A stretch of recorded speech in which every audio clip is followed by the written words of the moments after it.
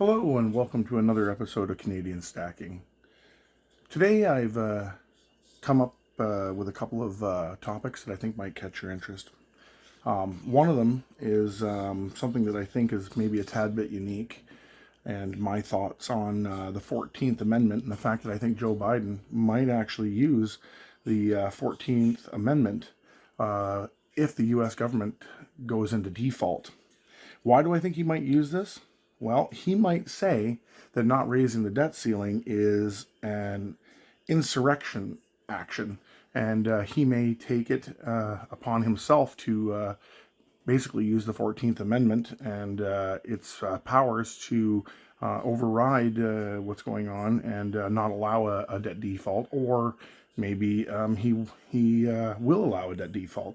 I've been hearing a lot of other hosts and a lot of channels basically talking about this topic.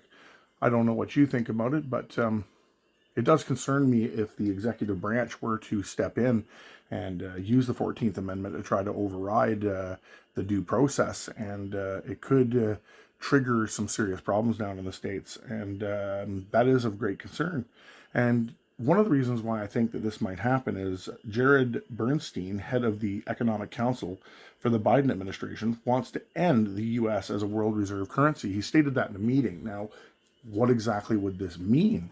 Well, Joe has appointed a person who wants to basically get rid of the U.S. as a reserve currency. And this would cause the problem of basically instant hyperinflation, or like a destruction of the U.S. economy, the likes of which has never been seen. Now, why would President Biden basically do this? I have no idea. Is it a controlled demolition of the American system? There are thousands, well, not thousands, but about 1,000 banks that are in almost receivership right now down in the U.S. TD Ameritrade, it's on the list. JP Morgan is basically buying up banks. And, this is getting to become quite concerning. As of the last bank default, basically the U.S. is in a worse state than it was in the Great Financial Crisis in 2008. More money has defaulted since this started in 2 months than the entire time of the Great Financial Crisis over 2 years. If you look at the acceleration rate within, less than 2 months, more has imploded than in 2 years. That would be like a magnitude of 12 times faster. The economy is currently imploding in the U.S. and the banks are going down. And I think Jared Bernstein basically might pull this trigger along with Joe. And I think they might use the fact that they can't pass the debt ceiling increase as a reason to use the 14th Amendment in order to override what's going on, or attempt an override. I'm not 100% sure how that would work, but I could see something like that transpiring. And, that's of great concern. I don't know if any of you have that as a thought, but, if you were to click the like button, or maybe leave a comment and let me know what you think on that particular matter, whether you think that might be something of a concern, that the 14th Amendment could be used in that form of a way.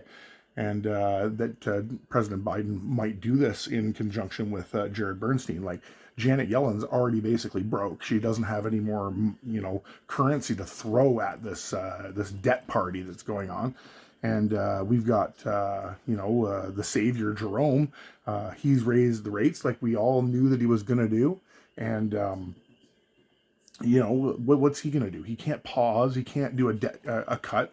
So I think this might be literally a controlled implosion that we're watching of the U.S. banking system right before our very eyes, and that it's all been pre-planned, and that the CBDC is going to get rolled out as like the grand savior. We all see it coming, and what are you going to do to protect yourself? Now, one of the channels that I'm subscribed to, I don't know really how to say his full name. I've never heard him in his videos say it, but his name's Chris, and I comment on his channel quite heavily. And he was talking about nobody gets rich from stacking silver, or gold. Like, no one that stacks the actual physical metal gets rich in any way, shape, or form from stacking the precious metals. And I would tend to agree with him. I have been stacking for a while, since 2000, and my first purchases, which is basically Sunshine Mint Buffalo rounds, I purchased them at a reasonably low price, and my first purchases have anywhere from 3 or 4x to 8x for gold, and 8xing is great. Like let's say you had $5,000 you put in, you made 40,000, but that, I agree with Chris, doesn't make you rich. It just makes you smart.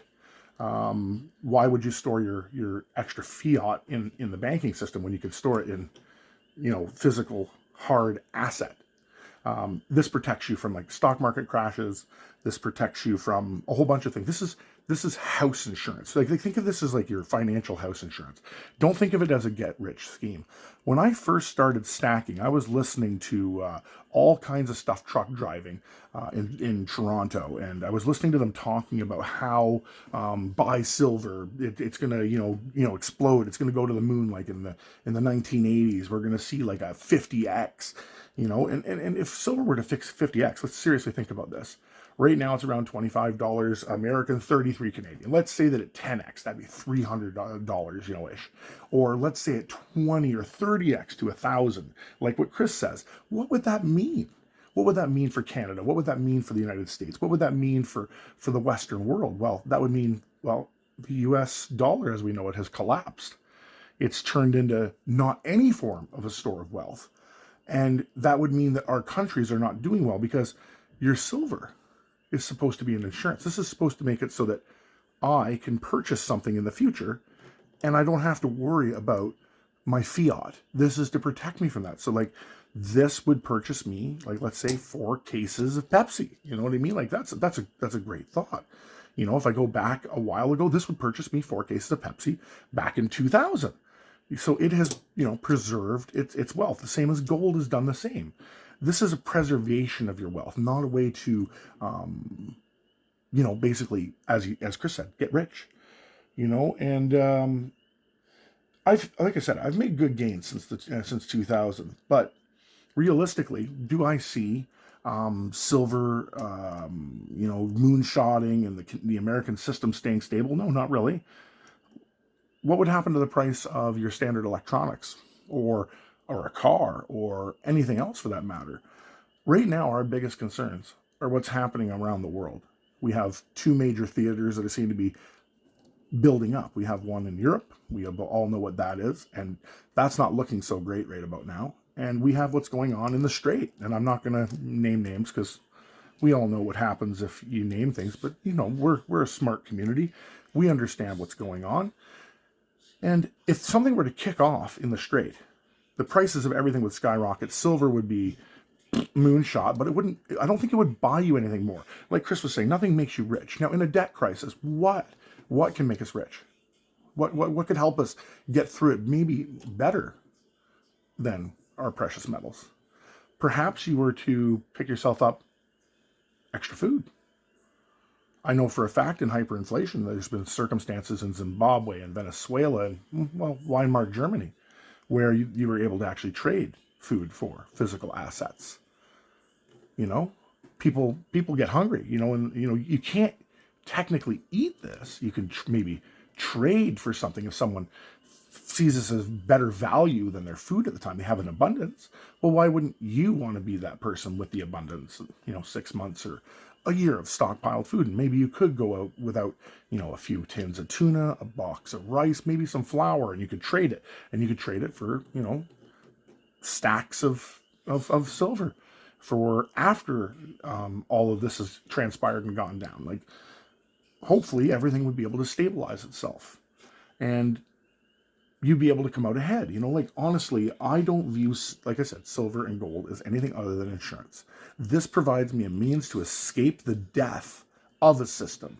It doesn't allow me to build wealth during a system. It's only in a crash where this becomes of great value. Myself today, I just finished planting my garden outside. Why did I do that? Well, you never know. The system could crash this summer. And what would I do for food? I've got a stockpile, but my seeds, I have to renew them. I can go and spend money on them, or I can do what I did last year. I can grow some tomatoes. I can grow some pumpkins. I can take the seeds and I can put them away like I did, and they're in my cupboard. And they didn't really cost me anything. I just picked them out, put them in some paper towel, and dried them. And I reuse them every year. And they're my seeds, and I know they grow in my area. And that's just one way for me to, make sure that I have another backup plan, which is something I really recommend that we all do. Now, as always, my channel is not financial advice. My channel is strictly for entertainment purposes, but if you get something out of this, maybe you could leave a like, a share, or a subscribe. And we've got our giveaway coming up at 500 and 1,000 subscribers. We've made some great headway. We're over 220 subscribers now. When I started about a month ago, I was at 78. So I've gained 140 subscribers. And I thank each and every one of you that have subscribed. And it means a lot to me that you guys leave comments. I try to answer every single one of them. I try to, let you guys know that I appreciate you, because your time, like I said before, is the most valuable thing you have. Time is the most important thing. Now, Chris, if you happen to be watching my video, you said that you really like the TD rounds, and this is the 2-ounce TD round. I'd be more than happy to ship you a non-milk spotted one. I would dig through and try to find you one out of one of my tubes, but this is also a 1 ounce here. And if you're interested in a TD round, I'd be more than happy. Or if you'd like a TD bar, I'd be more than happy to ship you one. Maybe we could do a video on maybe trading a coin or something. That'd be actually kind of cool.